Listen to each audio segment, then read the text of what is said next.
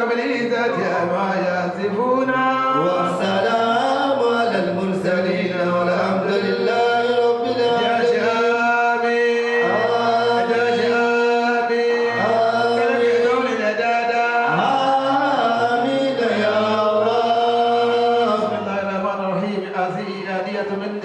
إليك يا رسول الله يا رب تقبل لك تعظيم على سيدنا مولانا محمد صلى الله عليه وسلم لهم أبو ثواب وقرناه أدية وسلة منا إلى روح سيدنا مولانا محمد صلى الله عليه وسلم لهم أبو ثواب وقرناه ونور مطلعناه أدية وسلة منا إلى روح سيدنا مولانا محمد صلى الله على ما لا نبي بعده إلهي إلهك كافي هذا سؤال يكفينا بأكبر هذا سؤال وكرمك كافي هذا المقال يكفينا بأكبر هذا المقال واقضي وائدنا وبلغ مقاصدنا أجاش آمين أجاش آمين آمين يا الله. أنا مسك بافوا أما تمويني أولانا باري بمتبوا باري ولا محمد صلى الله عليه وسلم. النبي وصحبه النبي وعليه النبي النبي محمد يلا مش عارف لا ربا ولا gbogbo ọtọ nípa kó dánú ọlọ́ba ìṣẹ̀lẹ̀ kò kẹ́ wọn gbogbo ọtọ kò láyé ọlọ́wọ́n bí wọ́n tẹ́lá fi ọlọ́ba àbújúgbò ẹ̀ fún wọn alala ilá ilọ́lá tó kó bàtà ìlà fi dúpẹ́ fọlọ́wọn ọba lórí bóyá nàbí ìwà àti gbogbo programs wa tẹ́lọ̀ ń bá a ṣe nírọ̀rùn kì í ṣe bí wọ́n ṣe wá kì í ṣàgbọ́dá wa kì í ṣe kankan àánú ọlọ́wọ́n ọba ni ọlọ́wọ́n àánú rẹ̀ bá kakó lọ́dún kálukú wa alala ilá ilọ́lá láàrin ìjẹjọ tá a ṣe polo ti sẹ́ni òtítọ́ dáwọn ara rẹ̀ ara àdùnnú fún wa lóríṣiríṣi ọlọ́wọ́n àdúgbò àmọ́ gbogbo ẹ̀ lóore o ọlọ́wọ́n ọlọ́dúnbí náà ni à ń jẹ ọlọ́wọ́ májà kó lẹ́yìn ànábì láyéláyé yàbá ànábì wọlé ọlẹ́ ọ̀la ọlọ́lá ilaha illallah yàṣẹ pọ̀lọpọ̀ ọdún láyé àwọn ìlú ìṣàṣẹmọ̀ fún kálukú wa gbogbo bùkátà tó wà kó fún kálukú wa ní fídíò ìwọ̀ta ní lọ́tọ̀ọ̀tọ̀ ọlọ́mọsá àyànjú ẹ̀sìn ìrọ̀rùn fún kálukú wa ètò tó pa wọ́pọ̀ náà tó jẹ́ connectively wa ọlọ́mọsá ṣe rọrùn fún wa ọlọ́run gbogbo táwọn wájú lórí ọlọ́mọsá fi lé wa lọ́wọ́ ọlọ́lá ilaha illallah jáfẹ́ bí kò àtàláfíà ló ọlọ́lá ilaha illallah 2023 kọjú sí wa ọlọ́nṣẹ́ lọ́dún rọrùn fún wa o ṣàánú wa ọlọ́run gbogbo dáadáa tó ní tagbe ó tágbé wọnú ọdún náà ọlọ́run yóò àlùbáríkà ó máa pọ̀ sí lórí ẹ̀ gbogbo tí ó tẹ ọlọ́run tagbe wọnú ọdún náà ọlọ́run mọ́tàmọ́tà yìí padà dáadáa fún wa ọlọ́run election bẹ́ẹ̀ ní ọdún náà ọlọ́run election náà jó lọ́dún rọrùn o májò odogun májò di wàhálà mọ́ wa lọ́wọ́ ẹni tí ó débẹ̀ tí ó láàánú aráàlú tí ó láàánú mẹ̀kúnnù ọlọ́mọta yẹn fún wa ọlọ́run la ilaha illallah la ilaha illallah la ilaha illallah la hawla wala quwwata illa billah salatu al-fatih jẹ́jẹ́.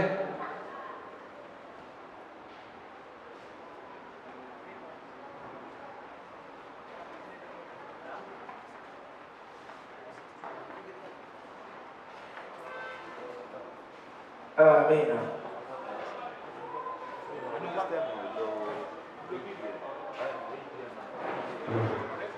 أعوذ بالله من الشيطان الرجيم. بسم الله الرحمن الرحيم. أستغفر الله سبحان الله والحمد لله ولا إله إلا الله والله أكبر ولا حول ولا قوة إلا بالله العلي العظيم عدد خلقه ورضا نفسه وزنة عرشه ومداد كلماته ومنتهى العلم ومبلغ الرضا اللهم صل وسلم على سيدنا محمد مشبع من يوم النبي دادا ثم يسمع البيس لو أنت توي كي يبان نبي يجوا له وعلى آله وصحبه وسلم aki Ọlọ́run ọba tí ó ṣe ìjókòó tiwa tòní tó ní kí á gbèrò pé tó bá tún di December kí á tún jọ kójọ bí a ti máa ń kójọ ní oṣooṣù lọ́nà tó wá ní kí tèmi náà kó máa bọ́ sí rọrùn bó ti bọ́ sí rọrùn aki Ọlọ́run ọba náà ọba tí ó tún ṣe ní gbígbà lérò fẹ́mi àti yín ipe a tún kójọ láti tún jọ kí Ànábì Muhammad léyìí tí a máa ń ṣe ní mọ́lìdì nàbí ní ọdọọdún lọ́lọ́run tẹ̀ tún gbà ní èrò fún wa fún àwa tí Ọlọ́run ní fún láǹfààní láti wà níbẹ̀ ní ọ̀sẹ̀ mẹ́ta sẹ́yìn sísìn ṣọ́sẹ̀ kan ni àwọn ìwé fi lọ díẹ̀ ni On the 27th kọ́, alhamdulillah, ẹ ká sọ pé alhamdulillah. Ẹ jẹ́ ká sọ pé alhamdulillah. Ẹ jẹ́ ká jẹ́ ọkọ wa lẹ́nu pé alhamdulillahi rabbil alamin. Náà, nítorí àsìkò, àwọn ní kí n sáré fìdí gáàpù yẹn. Mo rò bí àwọn retí àwọn bàbá wa Ọ̀túnba. Ọlọ́mọ́sà jẹ́ kí wọ́n dé dáadáa. Ọlọ́mọ́sà jẹ́ kí wọ́n dé dáadáa. Ẹ bá mi gbà bí a bá ti lórí. Àṣẹ̀ṣẹ̀ ń kọ́ṣe wọn ni kọ́lọ́mọ́sà jẹ́ kó jọ sí wọn. Ọlọ́àbárkà Mọ̀lánà Sheikh Haji Ibrahim Niass. Èyí tó kàn náà ni pé a fẹ́ gbọ́ àyọkẹ́ Al-Burhan láti tẹ̀síwájú program. Inshallah Rahman, àwọn àlùfáà wa tí wọ́n mọ̀ bọ́ wa ṣe kíkà Al-Burhan. Àwọn náà ni àlùfáà tí mo fi orúkọ oyè wọn tí mo fi pè wọ́n, àwọn àlùfáà admin sir, Quran.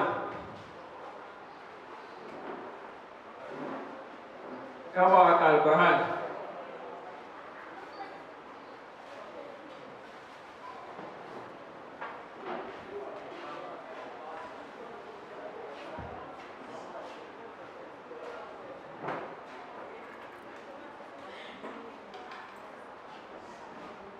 Assalamualaikum warahmatullahi wabarakatuh.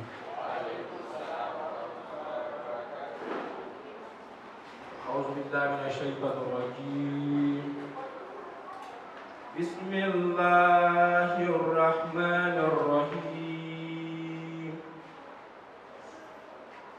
Wa qala irkabu fiha bismillahi majriha wa mursaha. Inna rabbi lagafurur rahim. Wa hiya tajri bihim fi mawjin kaljibali wa nada nuhu ibnahu wa kana fi ma'zilin ya bunayya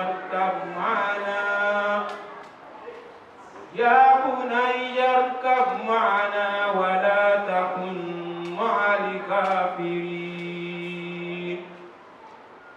Qala sawa ila jabalin yasimni minal ma'. Qala la asima al-yawma min amrillahi illa man rahim. وَحَالَ بَيْنَهُمَا الْمَوْجُ فَكَانَ مِنَ الْمُغْرَقِينَ وَقِيلَ يَا أَرْضُ ابْلَعِي مَاءَكِ وَيَا السَّمَاءُ أَقْلِعِي وَغِيضَ الْمَاءُ وَقُضِيَ الْأَمْرُ وَاسْتَوَتْ عَلَى الْجُودِ وَقِيلَ بُعْدًا لِلْقَوْمِ الظَّالِمِينَ. Allahu Akbar. Jadi ká sọ pé Allahu Akbar. Wọ́n ní ká ṣe ní àtẹ́yìn náà kọ̀ọ̀kan fún àlùfáà ọlọ́mọsá jẹ́ kí a rí wọn pé Bismillahirrahmanirrahim. Inna a'tainaka al-kawthar fasalli li rabbika wanhar. Inna shani'aka huwal abtar. Mo ti ṣàlàyé lẹ́ẹ̀kan pé ẹ mọ̀ bá mi gbà tí mo bá ṣe dùn ní. Inshallah ilé tí ó yẹ kó síwájú náà ni yóò tẹ̀lé. Òun náà ni pé ká pe àwọn àlejò wa àti àwọn àlùfáà wa sí òkè eléyìí tó yẹ ká fi síwájú nìyẹn. Inshallah Rahman, ní àkọ́kọ́ tí àkọ́kọ́ máa pè òun náà ni àwọn bàbá wa, àwọn àmírù wa tí ọlọ́mọsá jẹ́ kí á rí wọn pẹ́. Àwọn bàbá wa Fadilatu Sheikh Dr. Muhammad Mubashir Wòlíọlá afáfáfá ọlọ́mọsá jẹ́ kí á rí wọn pẹ́. La ilaha illallah wa Muhammadur Rasulullah sallallahu alaihi wasallam. Now, lẹ́yìn bẹ́ẹ̀, I will also call on the chairman of this forum, in person of Mr. Tunde Arini, Adamallahu Hayatawu. Ọlọ́mọsá jẹ́ kí á rí wọn pé yẹ ká sọ pé Allahu Akbar. Lẹ́yìn náà, máa tún invite síwájú our special guest for today, who will be discussing with us on a very important topic, cancer. Àrùn kan tí ó jásí pé nǹkan tí oníkálukú alágbọ́dọ̀ ní knowledge nípa ẹ̀. So our special guest for today, our Dr. Ajia Muhammad Bashir Mariam. Welcome to our viewer. Allahu Akbar. She's an oncologist. Ní special unit ní Lagos University Teaching Hospital. Olùmọ̀sá jẹ́ kí a rí wọn pẹ́. Inshallah eléyìí tí yóò máa tẹ̀lé òun náà ni prayer. Chairman's opening speech. Thank you, Ejidade. So eléyìí tí yóò máa tẹ̀lé ni pé a máa gbọ́ opening speech láti túbọ̀ sí ìjókòó yìí láti ẹnu chairman wa in person of Mr. Tunde Arini.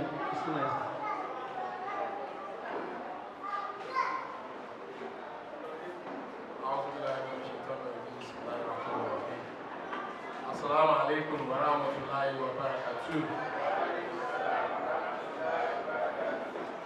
Àti gbogbo wa pé a kú dédé àsìkò yìí, àrẹ̀kí wa káàbọ̀ sí orí ètò Let's Get Better ti December. Eléyìí jẹ́ the last one fún ọdún 2022.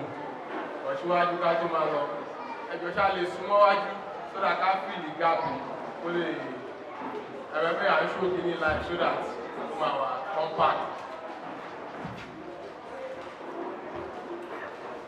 Ẹ̀yin àwọn yìí ká súnmọ́ iwájú.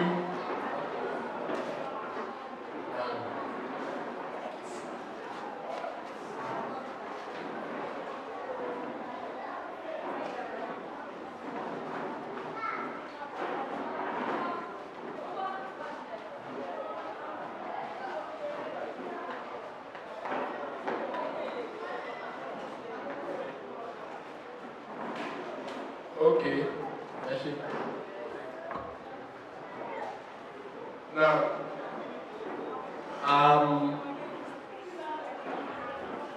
a kí wa káàbọ̀ sí orí ètò yìí láì ní gbàrà wa lásìkò. Àkọ́kọ́ náà, a fẹ́ kí ara wa ká lè dúpẹ́ lọ́wọ́ ẹnìkọ̀ọ̀kan wa fún ti ètò eléyìí tá a ṣe ní Sunday tó kọjá lọ, gbogbo planning, execution àti gbogbo program náà a dúpẹ́ fún Ọlọ́run Ọba. Ọlọ́run kó má ṣe lè ní àṣemọ́ fún wa. Ọlọ́run kó jẹ́ ká ṣe ọ̀pọ̀lọpọ̀ láyé àti ní àyè wa. Àṣẹ ìwà náà, Ọlọ́run kó má jà wọn lẹ́yìn wọn. Ọlọ́run kó má ti àwọn náà ṣubú níwájú wa. Aláàbẹ̀gbà Muhammad sallallahu alaihi wasallam. Now, so today is a special day, just like any other day. But this program is the last for the year 2022, being the month of December. We are having a special discussion today, and we welcome to our midst our doctor, Dr. Bashir. You are welcome to our midst. She's an oncologist, gẹ́gẹ́ bí MC ṣe sọ ní center NSIA center ní Luth. Àwọn ni wọ́n mójútó ọ̀rọ̀ cancer and all of that. Inú wa dẹ̀ dùn pé I invite wọn. Not only that she came very very early, and I'm sure ibi tí wọ́n ti wá is farther than ibi tí most of wa ti wá, and she made it very timely. We are very grateful. Àdẹ̀kẹ́ wọn ṣe ipò àná, ọlọ́run máa ṣe lè láṣẹ wọn fún wọn. We all know that the discussion around cancer is an ongoing discussion, and as bad as it is, about statistics, the last statistics, the one roll out, I think 2020. There are almost 18 million people with cancer across the globe. From this, it was reported that in Africa, We have about 1.1 million cases of new cancer with over 700,000 people dying of cancer. And Nigeria has its own share.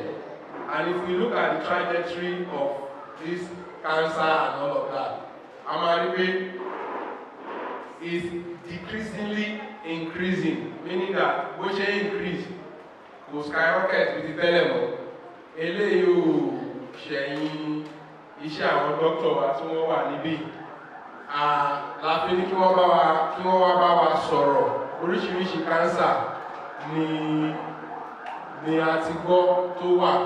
I'm sure gbogbo abáṣe wa ń bì in one way, shape or the other, we would have heard of cases of people that have died of cancer or people that are close to us. And Tabaco hierarchy cancer, first three most common cancer, commonly lung cancer, then breast cancer, then our community share titi wọn nípa prostate cancer.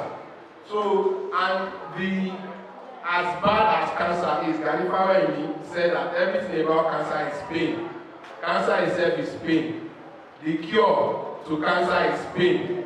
And the death of cancer is also very painful. As painful as this is, the truth of the matter, a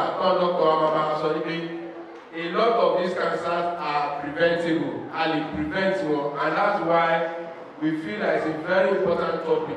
Tabamo Dr. Awa Tomaba sọ̀rọ̀ nípa kí ló máa ń fa cancer yìí, kí ni effect ti cancer tó ní lára àwọn èèyàn, àti pé báwo la ṣe lè prevent ẹ̀ when prevention is better than cure.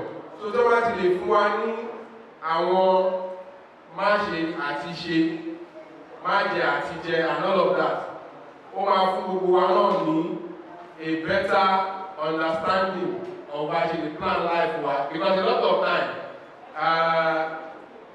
most of the time, àwọn nǹkan tá à ń jẹ náà wọ́n ní láti ṣe pẹ̀lú bí àlàáfíà wa ṣe rí. So ilé ìlú kíkà níbi òkè every February ni World Cancer Day, ó yẹ ká ti ṣe ilé ìbọn it's better late than never.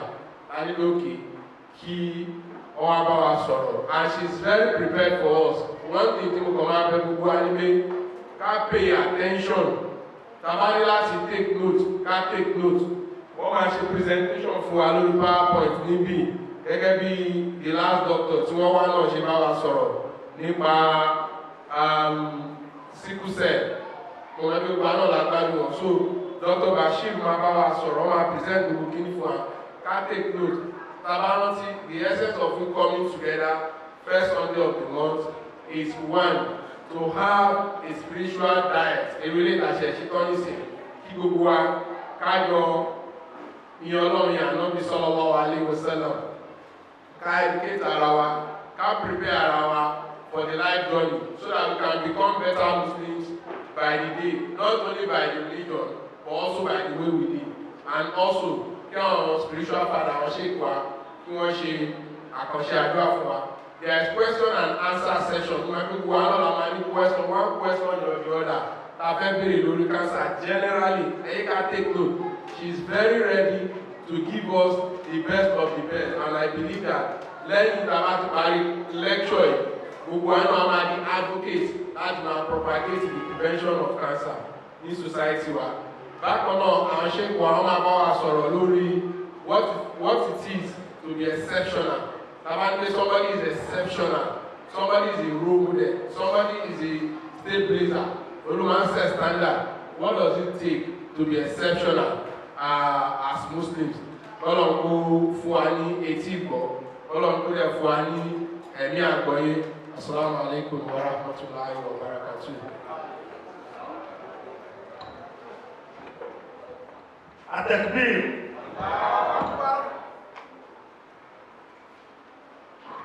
At-takbir. Ẹni ká ní kókó mẹ́ta.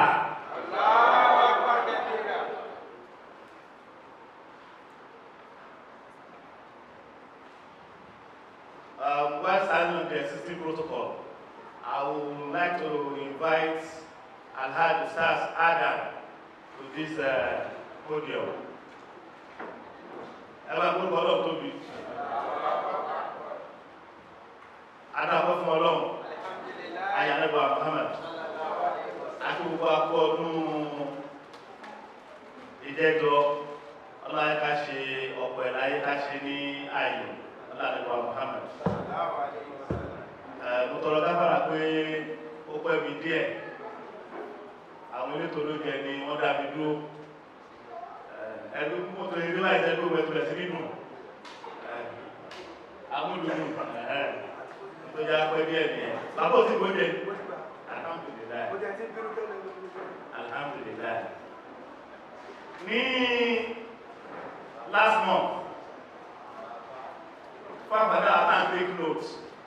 Nígbà tí bàbá bá a sọ̀rọ̀, he made mention of something like ọkọ̀ ọ̀run. Fún àwọn bá a sọ̀rọ̀ nípa àkọ́ tó jẹ́ ọkọ̀ ọ̀run, the reality of it.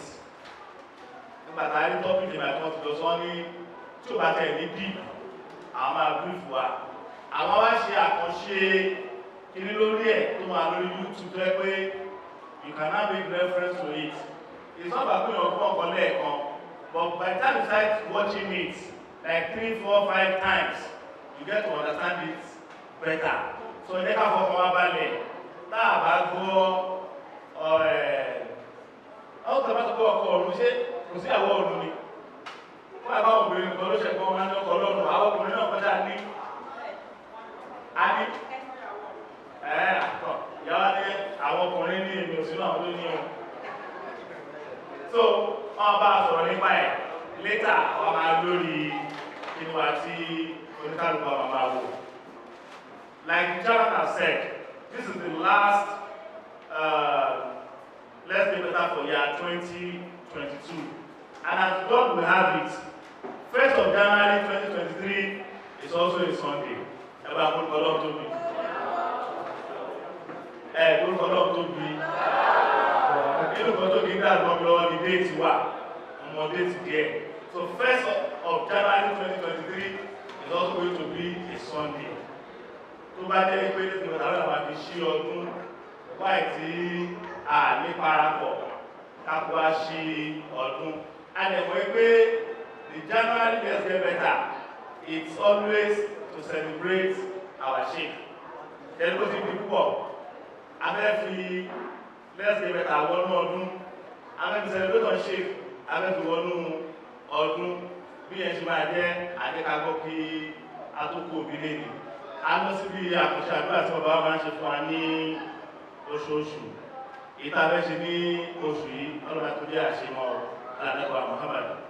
Òṣùṣà kan ládàáyàn rí, mo recognize ìyàwó Alhaja Anífowóṣe all the way from Ìgbògbò náà ti Kòròdú, Ìgbògbò ìní Kòròdú, ṣe àbọ́tọ̀ ní ọdún Kòròdú.